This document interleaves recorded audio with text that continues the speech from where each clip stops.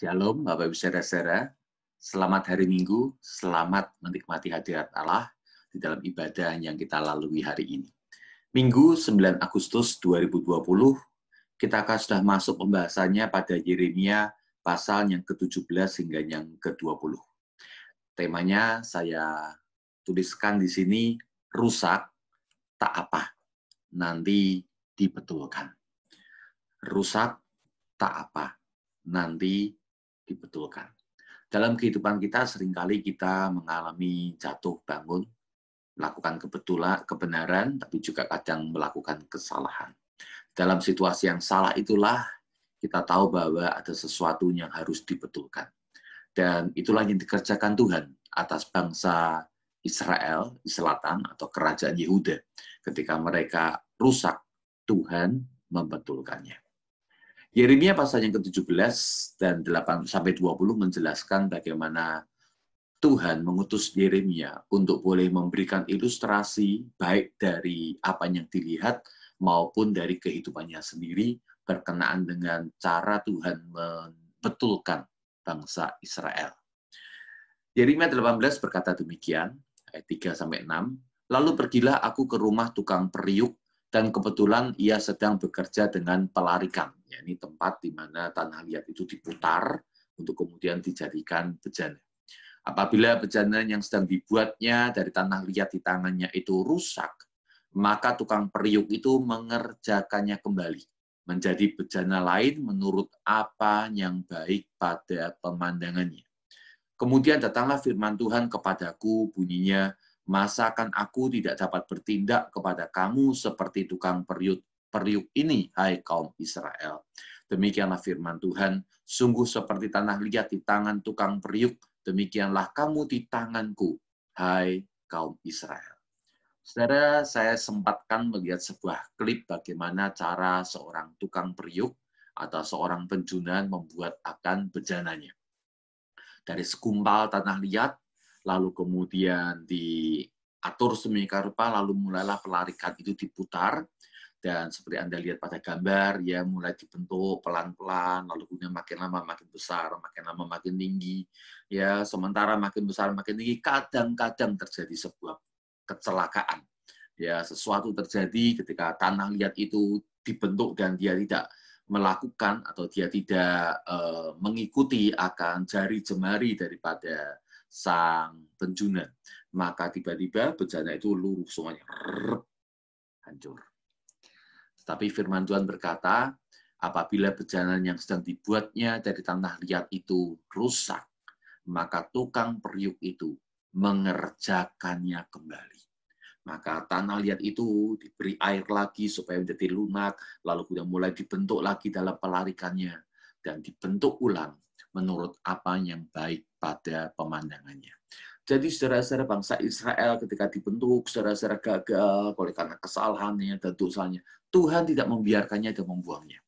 Tuhan membentuknya kembali menurut apa yang baik pada pemandangannya. Saudara, saya percaya itulah yang dikerjakan Tuhan juga untuk Anda dan saya sebagai umat pilihannya. Seringkali kita melakukan banyak dosa dan kesalahan, dan kita mengelak daripada pimpinan Tuhan. Maka Tuhan, ya rancangannya yang awal itu kemudian kelihatannya berubah, berganti, rusak saudara-saudara, tapi kemudian Tuhan membentuknya kembali. Bagian berikutnya pada Yeremia pasal yang ke-20. Ini sebuah bagian yang menarik juga. Ketika Yeremia berbicara kepada Raja Yoyakim, kemungkinan sekali Yeremia mengatakan ini pada Raja Yoyakim. Maka kemudian imam yang menjabat kepala di rumah Tuhan waktu itu, namanya Imam Pasyur bin Immer. Ya, dikatakan demikian ketika Yeremia menubuatkan bangsa Yehuda, kerajaan Yehuda akan hancur oleh karena serangan dari utara. Lalu Imam Pasyur marah, ya, dan dia mengatakan demikian. Ayat yang pertama, Pasyur bin Immer, imam yang pada waktu itu menjabat kepala di rumah Tuhan, mendengar Yeremia menubuatkan perkataan-perkataan itu. Lalu Pasyur memukul Nabi Yeremia dan memasungkan dia di pintu gerbang Benyamin yang ada di atas rumah Tuhan. Anda melihat gambarnya, itu adalah sebuah bentuk cara pasung yang kemungkinan sekali dialami oleh Nabi Yeremia pada waktu itu. Sebuah pemasungan yang menyakitkan karena tangan, kaki, kepalanya terikat erat di dalam lubang yang sudah disiapkan sehingga nggak bisa bergerak, pegal, kaku, ya. Dan kalau ada masalah gatal atau ada serangga yang hinggap di badannya, ya dia bisa melakukan apa-apa. Ini adalah cara pemasungan yang sebenarnya sangat mengerikan, membuat sekujur badannya kaku-kaku semuanya. Dan memang Pasyur tidak membiarkan dia lama-lama, karena orang kalau di dalam keadaan lama bisa kram kaku, lalu kemudian mengalami panic attack, ya, serangan kepanikan, dan kemudian bisa meninggal dalam keadaan yang mengerikan. Jadi Pasyur tidak terlalu lama, besok harinya dilepaskan kembali, namun jelas ini adalah sebuah peristiwa yang menyakitkan hati Yeremia. Ingat, Yeremia adalah seorang nabi yang perasa, hatinya demikian lembut. Dan ketika dia menyampaikan teguran bukan dengan kecaman, tapi dengan hati yang lembut supaya mereka bertobat. Namun yang dialami adalah dia justru mengalami pemasungan. Lalu terjadilah sebuah percakapan atau dialog antara Tuhan dengan Yeremia. Yeremia berkata demikian, ayat yang ke-7. Engkau telah membujuk aku, ya Tuhan, dan aku telah membiarkan diriku dibujuk. Engkau terlalu kuat bagiku dan engkau menundukkan aku. Aku telah menjadi tertawaan sepanjang hari. Semuanya mereka mengolok-olokkan aku. Tetapi apabila aku berpikir aku tidak mau mengingat dia dan tidak mau mengucapkan firman lagi demi namanya, maka dalam hatiku ada sesuatu yang seperti api yang menyala-nyala, terkurung dalam tulang-tulangku. Aku berlelah-lelah untuk menahannya, tetapi aku tidak sanggup. Saudara, inilah ciri hamba Tuhan yang sejati. Saudara-saudara, ia seringkali mengalami akan tantangan dan persoalan. Ada harga yang harus dibayar dalam pelayanannya. Ada tantangan yang harus dihadapi, bahkan kesukaran, kesulitan yang harus dialaminya. Dan Yeremia, saudara-saudara, kita menghadapi tantangan yang dialaminya. Ngomong-ngomong, tantangan yang dialami ketika ia dipasung itu sangat berat. Namun beberapa tahun kemudian ia mengalami tantangan yang lebih berat lagi dan lebih berat lagi. Dan Tuhan dalam percakapannya dengan Yeremia, ya, Yeremia mengatakan bahwa tetapi engkau, ya Tuhan, telah membujuk aku. Ya, sebuah kalimat yang kuat untuk menjelaskan bagaimana panggilan Tuhan itu terus-menerus datang kepada Yeremia supaya Yeremia tetap untuk memberitakan akan firman. Dan dia dikatakan, aku telah membiarkan diriku dibujuk. Ada sebuah sikap submission, ada sebuah sikap menundukkan diri, dan hati yang rela untuk taat terhadap panggilan Tuhan ini. Walaupun tantangannya mengerikan dan Yeremia bahkan mengutuki akan hari lahir. Seandainya saya nggak lahir saja. Karena ketika saya lahir, saya harus menghadapi tantangan yang persoalan yang besar dalam panggilan Tuhan. Namun kemudian dia membiarkan dirinya dibujuk. Ada sikap submit. Dia tundukkan akan hatinya. Dia tundukkan akan egonya. Dia tundukkan akan kenyamanan dirinya untuk kemudian taat pada panggilan Tuhan. Kenapa dia taat pada panggilan Tuhan?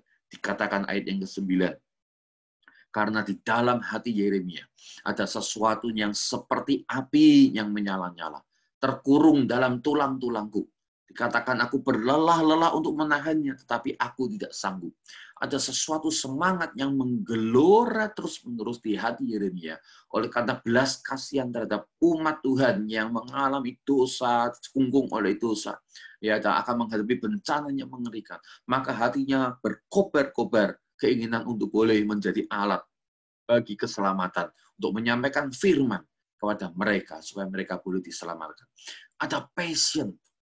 Yeremia itu passionate. Dia adalah seorang yang sangat digerakkan dengan kerinduan yang menyala-nyala untuk boleh melakukan akan firman Tuhan di dalam belas kasihannya terhadap bangsa Israel. Bapak Ibu saudara-saudara, kadang-kadang kita juga memiliki beban, passion, ya, sebuah gelora dalam hati kita untuk melakukan sesuatu bagi Tuhan. Apakah kita mau untuk taat dan melakukannya? Kita mau menundukkan diri dan membiarkan diri kita dibujuk oleh panggilan Tuhan, oleh dorongan yang daripada Tuhan untuk kita melakukan apa yang menjadi panggilan Tuhan atau tugas istimewa dari Tuhan untuk kita. Apa yang dapat kita simpulkan daripada bagian ini? Saya simpulkan dengan sebuah kalimat sederhana. Percayalah pada Sang Penjuna. Dia sangat tahu apa yang harus dilakukan untuk membentuk setiap bejana. Entahkah harus dibentuk ulang ketika rusak, lalu dilembutkan dengan air, atau dibakar dengan api supaya menjadi keras dan menjadi bejana yang baik, atau dioles setelah itu hingga mengkilat. Sang penjunan ini sangat paham apa yang harus dilakukan atas setiap tanah liat yang ada di tangannya. Untuk kemudian dibentuk, kalau rusak dibentuk ulang, kadang-kadang dilembutkan lagi dengan air, kadang-kadang dibakar dengan api, nah, kemudian dioles sehingga mengkilat. Dia sangat paham. Tuhan kita yang telah menciptakan Anda dan saya, dia sangat paham bagaimana untuk membentuk akan kita. Maka jadilah tanah liat yang berserah dalam tarian jemari Sang Penjuna. Jangan menjadi tanah liat yang tidak berserah lalu meronta-ronta dalam tarian jemari daripada Sang Penjuna. Sehingga akhirnya dibentuk, gagal lagi, dibentuk, gagal lagi, dibentuk, gagal lagi. Tetap Tuhan akan membentuk ulang. Tapi kapan jadinya? Maka lebih bagus kita percaya pada tarian jemari Sang Penjuna yang sedang membentuk Anda menjadi bejana yang indah untuk kemuliaan-Nya. Amin. Mari kita berdoa. Ini kami ya Tuhan, bejana yang telah Engkau pilih untuk menjadi alat bagi kemuliaan. Beberapa di antara kami masih tanah liat yang belum berbentuk. Engkau telah memungutnya dari bermeter kubik tanah liat yang lain. Untuk kemudian Engkau dengan jemarimu yang ajaib itu mulai membentuk kami menjadi bejana yang indah.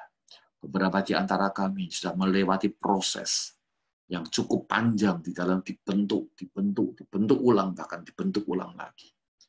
Terima kasih untuk pembentukanmu yang tidak pernah lelah dan tidak pernah menyerah untuk boleh terus dan terus dan terus mempercayai kami tanah liat ini Tuhan untuk dibentuk sesuai dengan rancangan-Mu yang indah. Berapa di antara kami sudah mulai dibakar dengan api. Diberikan sebuah gelora yang menyala-nyala untuk panggilan Tuhan. Bapa, kami juga mau percaya bahwa melalui proses pembakaran itulah, maka kami tidak lagi sama sebagai tanah liat yang biasa-biasa. Tapi kami mulai menemukan bentuk, menemukan shape kami di dalam panggilan-Mu. Dan kami percaya pada waktu ini nanti Engkau akan membuat kami dengan hiasan yang indah, memoles kami, supaya kami menjadi layak, jadi bejana untuk kemuliaan nama Tuhan. Pakai kami ya Bapa, yang tidak berdaya, bukan siapa-siapa, tak punya apa-apa ini, untuk kemuliaan nama Tuhan. Dalam nama Yesus Kristus kami memohon, haleluya. Amin. Tuhan memberkati. Percaya kepada Sang Penjuna, dan Dia akan melakukan yang indah dalam hidupmu. Amin.